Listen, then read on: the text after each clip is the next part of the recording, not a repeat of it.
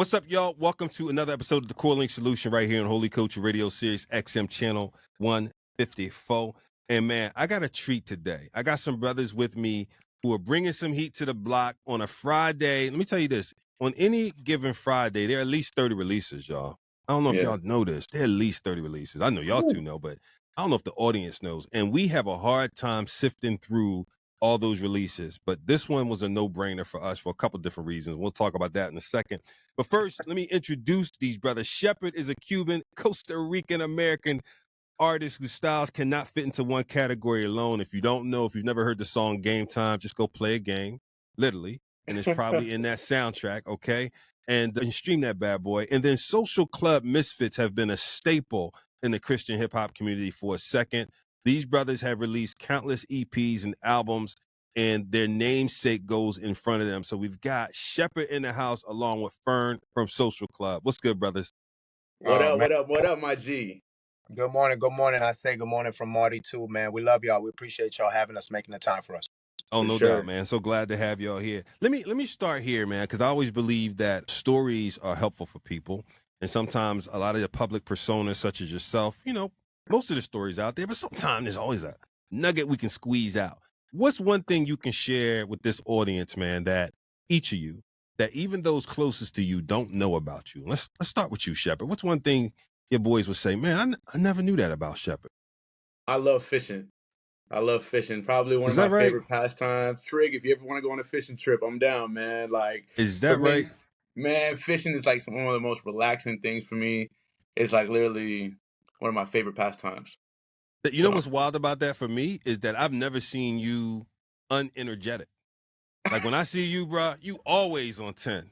All right, smiling ear to ear. So for me, just to visualize you sitting in a boat with a line in the water, patiently waiting, I just don't see it. I just don't see it. So you totally shocked me with that one, bro. How about you, Fern? What would people say, man? You guys have been all around the world, brother. What would some of the people who've been with you, carrying bags for you, on the tour bus with you and whatnot say, man, I never knew that about Fern? That I love cats. Is that right? Yeah. What any specific kind or just in general? Yeah, or? my ones, the ones I got in my house. Yeah, said my ones. Yo, I ain't gonna lie, man. I'll tell you a 10-second story that really should get a movie made out of it, man. Yeah. I don't know. I was going through this time, you know, rappers, we get in our bags sometimes. I was going through this little time. And I don't know, just one day I was in the backyard just cleaning out the pool, man. I think it was about November, December, and like it was kind of chilly in Florida. It was like 65. So, you know, we had the sweater, the 3 hoodies, and the, you know, the Timberlands on, everything. Y'all crack me up, man. Y'all crack me up 65 degrees. You already know. So I'm out in the backyard, and for some reason, real on everything, for some reason, I see like a light beam coming from the sky, like a, you know, like a real bright beam's kind of attacking my eye. I'm like, dang. And so I look, it's coming from the sky, follow it down. There's like a kitten the size of my fist at the bottom. I'm like, yo, this kitten's mad smart because it's cold and the light beam is warming him up. So that's where he's at. Got my attention. Make a long story semi-long, man. I wound up falling in love with this cat, man. I took care of him for a while. You know, there were pharaohs in the back, so they wound up going their own way. But, you know, I had to have one. And during that time, I remember all the time, I'll be honest, man, I'm going to be transparent right here. A lot of times, like my, you know, like kind of like be in my head a lot, you know, and especially as a writer, you know, you look at stuff and you could kind of drift off sometimes. And I was just like in my head a lot during that season. And with that cat and with his mom, every time they come around, man, I feed them and I get to talk to them. And I kind of just like, you know, it was like something to take my mind off the other stuff that was negative. And it was like this little beautiful thing, just, you know, nature and Jesus, he brought me a cat, you know what I mean? That's good, and so, man. So yeah, I got me some cats, man, and I love cats. I trap cats and I spay and neuter them just like Bob Barker, R.I.P. used to say, spay and neuter your pets, man. That's what I do. So spay and neuter your pets, help control the pet population, man, so they don't got to suffer in the wintertime and all that out there freezing. That's good, brother. Yeah, you know what, man? My cat, I'm going to go home and treat my cat differently today, man. I'm going to tell you. I'm going to go home. Man. I have a cat named Roxy. She's a Sphinx, and Roxy's been around with us probably 13, 14 years, man. Oh, my wife always says, that's your daughter, and I always say, nah, you know. Yeah. But, you know, I'm close to Roxy. You know what I'm saying? So I'm with you. I gotta say this real quick before we spear off the topic, man. I was talking about some taxes the other day, and I was like, "Yeah, we're a family of 4," but then I was like, "Yo, we're a family of 6." I forgot to write off the cats. There you go. IRS, let me know if that write off works. the pets, Let me know if that sticks when you do your filings. Let us know. Give us the update on that. I'll let you know what they say, man. Give me the update on that one. So listen, y'all do a lot of material, man, collectively. Shepherd, Social Club Misfits, but there seemed like there was a particular energy and importance with this song, man. Break the Rules. What was the genesis of the song? I'm gonna tell you like this.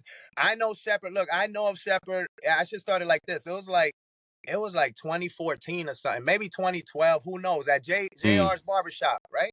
Yeah. When was that? Like 2011? Who knows? You was a young kid, bro. I was probably listen, I'm gonna tell you. He doesn't even know I'm gonna tell it like this. I'm getting a haircut.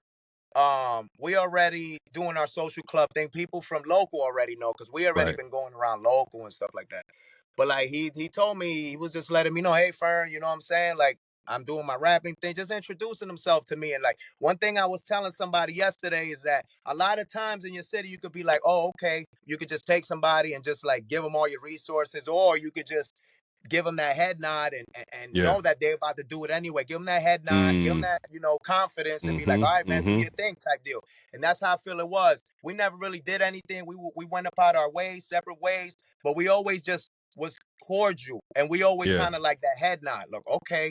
It was always like that. And then one day it came to a point that he just stepped live. You know what I'm saying? He stepped live and he had been doing his thing. He had been grinding. So when he came and stepped live, it was nothing I could say, but like, it's that time. It's that time. You know what I mean? But I know a lot of times people just be like, just give you everything. Yeah, come on, do this. Nah, you know what? The Hollywood way, the hard way, to get it your own way.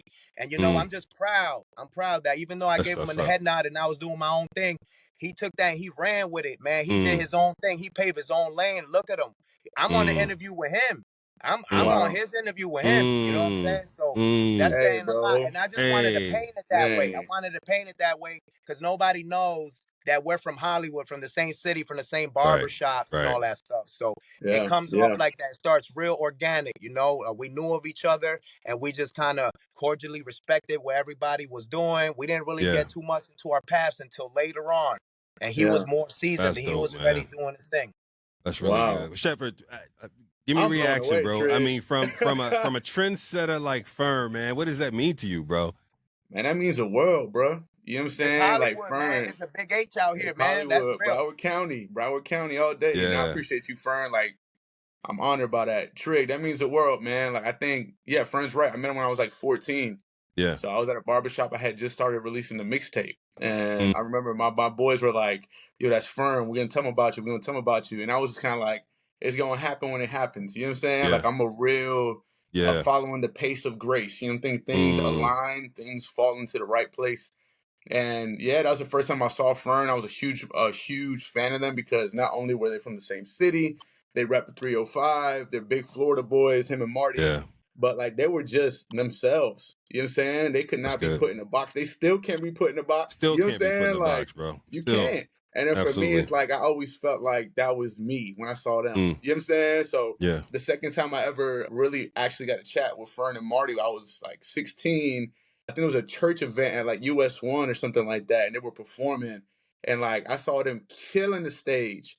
And I was like, I want to be like these guys one day. You know what I'm saying? I want to be able to just be myself. And everybody's like, yo, these guys are misfits. They don't fit in. You know what I'm saying? That's why I rock with them so heavy. But it's been crazy. I'm honored by that, Fern. I appreciate you, big homie. Yeah. I don't know if people really remember when we came in the game. If you really remember, if you're a 2010, 2011 type person, Rapzilla and all those people, man, they used to get sick of me because I used to send 6, 7, 8, 9, 10 songs a week. And when I say sick, it was in a good way. Jay Blaze too. Shout out to Jay Blaze who helped pave the way for a lot of artists in the Miami area. Yeah. I used to send him 10 songs a week. He's like, Fern, man. I said, listen, man, check your email, man. It's on you. It's on you what you do with it. Right. It's on you, but it's on me to do what I'm doing. And I'm going to continue that. And I remember one time me and Martin, between me, Marty, and Social Club, we had 6 out of 10 in the top 10 one week. Rapzilla like 2012. And I remember Phil, shout out Phil. Phil's like, yo, Fern. Yeah. Like, what do you can send more? I'm like, check your email, Phil. Check your So the heat is coming. Man. But The one heat is thing I coming. want to say about that, and it's still true to this day. Consistency. And some people be like, but Fern, you chilled for a second. Yeah, but Social Club never chilled. And that was the grace God gave me, especially being a dad, that I was able to, if I would have did a Fern album and really put my all into it, I would have wanted to tour it. I would have wanted to do all, not just to put it up on YouTube or something. Right. So I thought about that in hindsight, which is always 2020, everybody. When you think about it later, you'll see it mad clear. That I was like, yo, the Lord was giving me a break all them years of Fern. Why you didn't drop no albums? You had kids. It wasn't time. You were doing Social Club already, but guess what? It's Fern time now. I got a album that I'm working on for y'all. You get an exclusive now. I mean, people know. People should know that I've been cooking up something. But I'm shout out my brother Derek Winkley over in Nashville, man, over at Integrity. That's my my co-collaborator on the Fern side when I'm doing my Fern things. And man, we got a secret surprise for y'all. It's only a secret because I haven't told nobody, but not no more. But now it's out. It's out now. I've been wanting it's out now. That's what's up. A lot of work coming That's out. What's up. Shepherd, man, one of the things that I appreciate, brother, is you've had a couple songs go crazy, like Game Time, which, I mean, it's probably over 50 million streams, has been on almost every major network and whatnot. When you come off of something like that, talk to me about what is the creative process like for you now? And how are you managing your expectations? How do you visualize when you're creating and whatnot? I'm just curious, brother. I knew this interview was about to be fire. What's it called? Basically, the creative process is really going. I pray a lot. You know what I'm saying? Like, I think going off a song with Game Time, like, when I made that record, I remember I was doing ministry in Chicago. I was there for 3 years. It was like a pastoral internship with my guy Brian Dye from the Legacy Conference. And I remember I was just blasting one of the beats in my room. I'm like, I was on like a Kanye moment. I was like, this is gonna be on TV. This is gonna be in the movies. This is gonna be in the sports. It's gonna be in the stadiums. And my roommates, it was like a ministry home, so we had believers and unbelievers in there. And they were like, yo, you acting crazy right now. I'm like, but you don't see what I see. You know what I'm saying? Like, you don't see what I see. Like, this is going to be everywhere. I'm telling you. And then, God did that. You know what I'm saying? And so right now it's like, when I have like a certain feeling when I'm like cutting records, listening to production and stuff like that. And I just pray. I'm like, God, help me see. You know what I'm saying? Help me see again where this is going to go. Help me get an understanding of like how this might affect people. Let me just be true to myself. And just like pour out my heart where I'm at in the season. You know what I'm saying? Like even with Break the Rules, I remember George Rose, the producer, he's one of my closest friends. I was headed to Chicago to shoot content for one of my songs. And he's like, yo, do you like this beat? Like, I just started messing around and like it clicked. The second I heard it, it was in my AirPods. And I'm like, you don't understand what you just sent me. And then because I feel like I could see it. And then George was just kind of like, for real, you rock with this one? I was like, yeah. And I'm just like mumbling, and then the phrase "break the rules" came up, and I was like, "It's over with. It's over with." You know what I'm saying? So I just started. I got back from Chicago. I was just recording in the studio. Actually, freestyled the verse. There's actually the hook. So there's like a certain stanza of the hook that's swapped out on the second portion because I freestyled it. You know what I'm saying? And then when I cut it, I was just like, yo, this is crazy.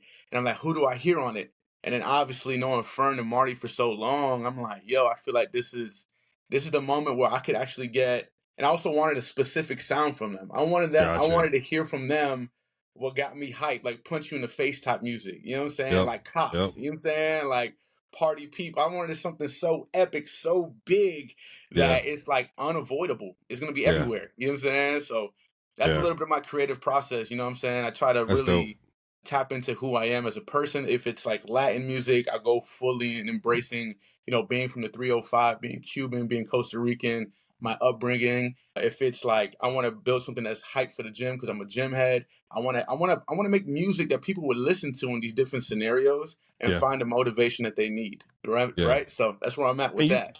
And you said something that reminded me of, I remember a video post from you, man. It may have been a year ago where you talked about, look, I'm on all these stages, I'm doing all these things, but nothing is more important to me than my relationship with Jesus Christ. I'm grossly paraphrasing, bro.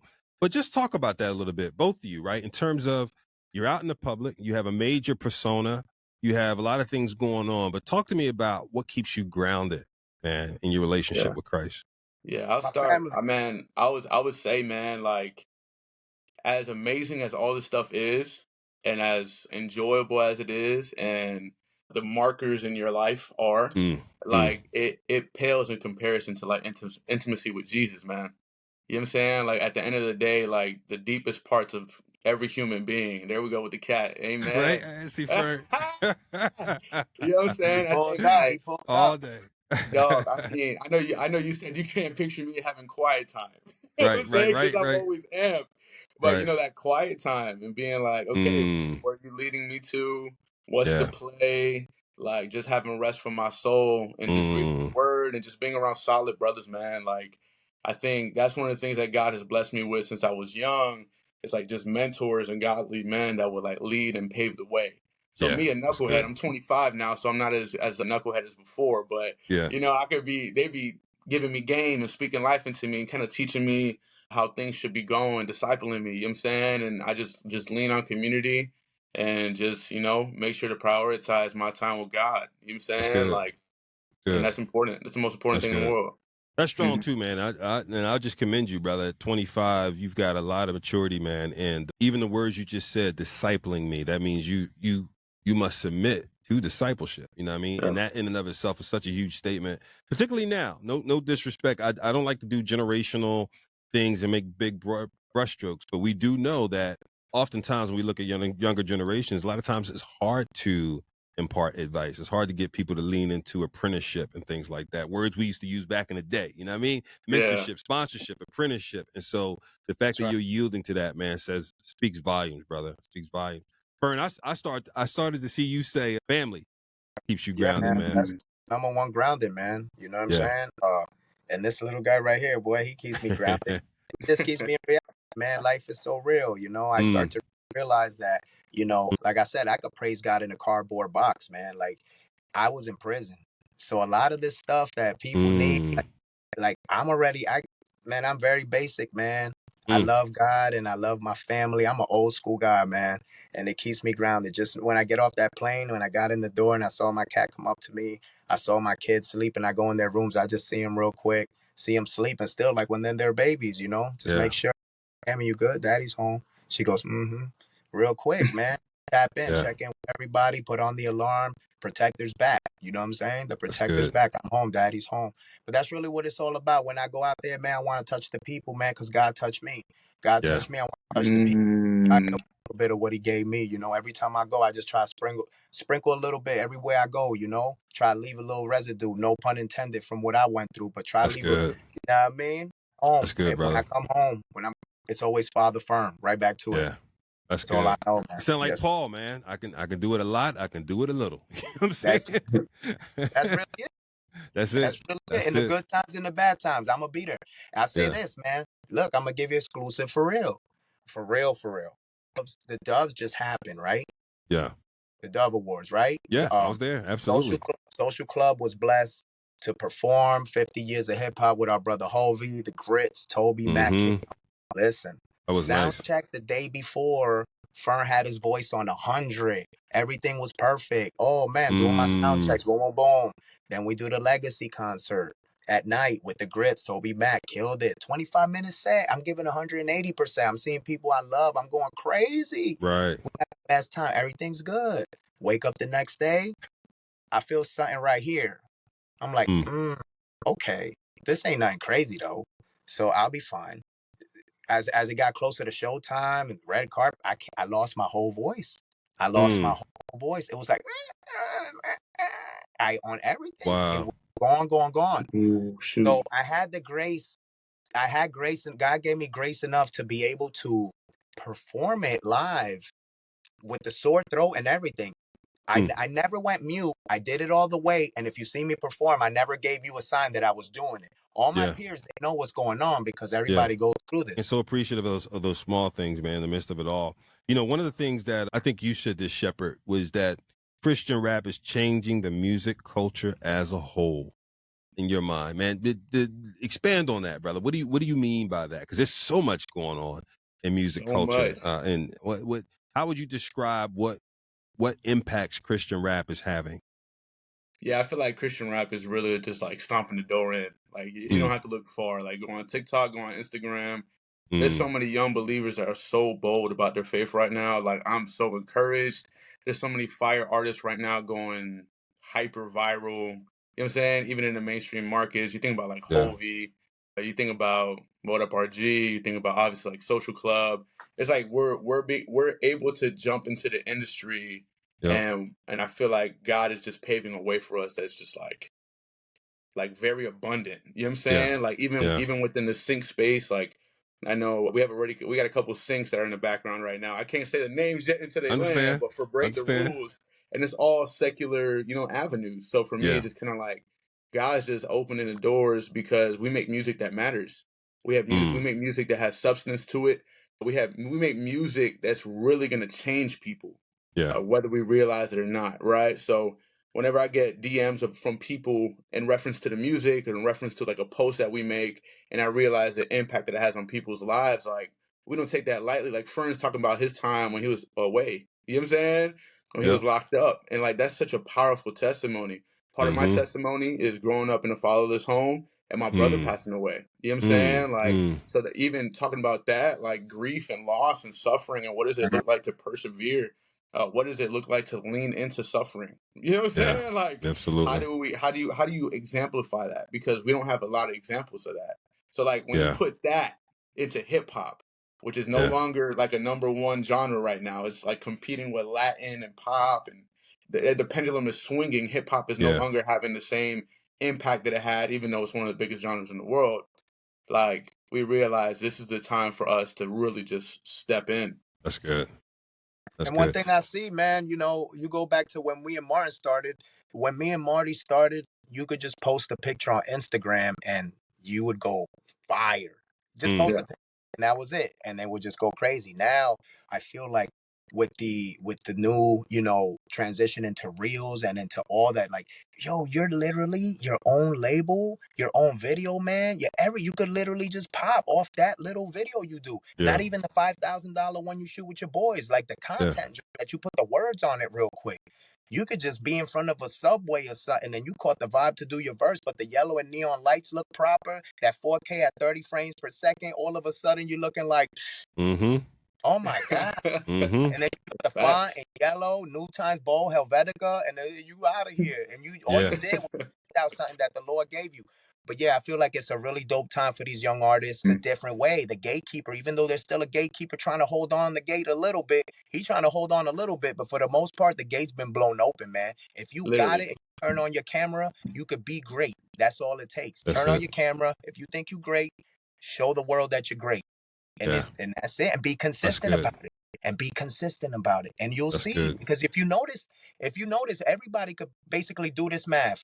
Look back 2.5, 3 years ago and see somebody who started during pandemic and tell me they're not thriving. Tell me. If they never stopped, I promise you they freaking thriving. They're thriving. Yeah. So consistency is the key. That we move on.